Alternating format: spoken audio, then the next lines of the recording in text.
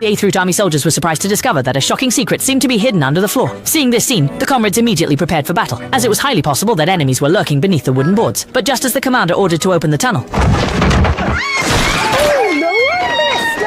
everyone pulled and tugged the woman out of the pit. She was very agitated and almost harmed a soldier.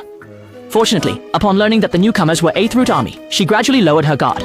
Then the soldiers inspected the pit below, and upon a closer look, it was densely packed with hidden civilians, each showing fearful expressions. It was hard to imagine what they had just been through. Afterwards, the commander found out that the villagers had hidden in the underground cave to escape the enemy's raids, allowing them to narrowly avoid being massacred.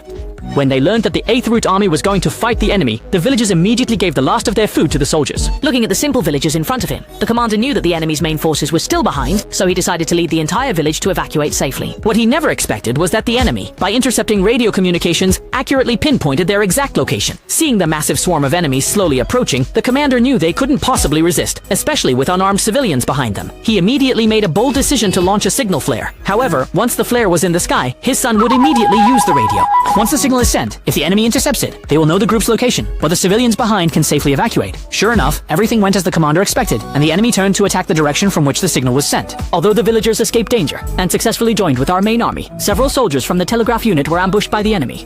The major saw the 4 people in front of him and instantly realized he had fallen into our army's trap. In his rage, he wildly fired a machine gun, unleashing his fury on the 8th Route Army soldiers. Who knows how much time passed, but a familiar warhorse returned to the camp. The commander also knew that his son would never come back. He forced himself to stay calm, settled the villagers, but then secretly hid in the reeds and cried. As a commander, he was competent, but as a father, his heart was so cruel. Throughout the 8-year war of resistance against Japan, how many father-son soldiers sacrificed their lives for the protection of home and country?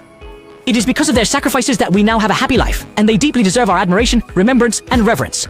The anti-Japanese heroes are immortal.